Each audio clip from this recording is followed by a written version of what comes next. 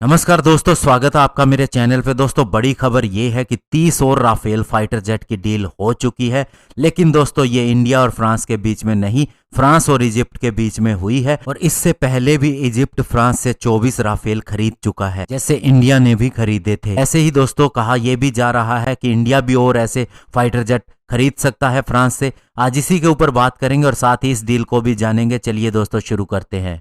तो दोस्तों इजिप्ट ने एक कॉन्ट्रैक्ट किया है फ्रांस के साथ में 30 और राफेल फाइटर जेट को खरीदने के लिए, जो कि दोस्तों लगभग 3.75 बिलियन यूरो की डील हुई है। इससे पहले फ्रांस के प्रेसिडेंट इमैनुअल मैक्रोन ने दिसंबर मंथ में कहा था कि वे ह्यूमन राइट कंडीशन को देखते हुए वेपन्स नहीं सेल करेंगे इजिप्ट को। लेकिन बाद में उन्होंने देखा कि अगर टेररिज्म बढ़ रहा है तो ऐसे में उन्हें काउंटर करने के लिए ये फाइटर जेट देने जरूरी है। और इजिप्ट की डिफेंस मिनिस्ट्री ने कहा है कि हम इसे लोन के थ्रू ले रहे हैं, जिसे 10 सालों के अंदर पे किया जाएगा। और साथ ही उन्होंने कहा कि इसके अंदर जो भी डिटेल है या फिर जो अन्य इसकी इकोनॉमिकल कंडीशन रखी गई हैं उसे हम सामने नहीं ला सकते।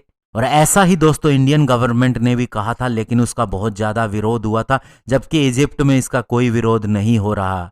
और दोस्तों ये डसोल्ट के लिए भी बड़ी बात है, क्योंकि इसने 2.5 बिलियन यूरो का एक और एग्रीमेंट किया था ग्रीस के साथ में जनवरी मंथ में 18 राफेल फाइटर जेट के लिए। और दोस्तों इजिप्ट की इस डील के अंदर जो एमबीडीए के साथ में मिसाइल्स के लिए कॉन्ट्रैक्ट है और अन्य इक्विपमेंट के लिए सैफरन कंपनी के साथ में कॉन्ट्रैक्ट है लगभग 200 मिलियन यूरोस का, वो भी कवर होता है। और दोस्तों सबसे बड़ी बात यह है कि इजिप्ट की जो प्रेजेंट गवर्नमेंट है उसके ऊपर बहुत से लोग ब्लेम कर रहे हैं कि ये ह्यूमन राइट्स का ख्याल नहीं रखती, जबकि दोस्तों उसके पड़ोसी देश लीबिया और वहाँ के अन्य अगर कंडीशंस को देखा जाए तो इजिप्ट के अंदर काफ़ी ज़्यादा खतरा भी है। उसे ऐसे वेपन सिस्टम भी चाहिए टेररिज्म से निपटने के लिए।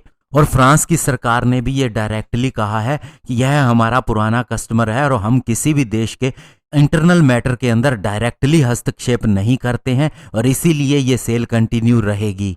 और इसके अलावा दोस्तों फ्रांस की इंडिया के साथ में भी ये डील हो सकती है। और पहले ये कयास लगाए जा रहे थे कि 9 मई को जब फ्रांस के राष्ट्रपति से प्राइम मिनिस्टर नरेंद्र मोदी मिलेंगे तो उस समय ये डील हो सकती है। लेकिन दोस्तों अभी कोविड के चलते ऐसा लगता नहीं है कि प्राइम मिनिस्टर फ्रांस जाएंगे। लेकिन अगर ये वर्चुअल मीटिंग भी हो सकती है तो उस हिसाब से इंडिया इस राफेल की डील अगर करना चाहे तो कर सकता है। ऐसे में देखना होगा कि इजिप्ट की डील के बाद में क्या इंडिया भी राफेल फाइटर जेट के लिए डील करेगा या नहीं। धन्यवाद, जय हिंद।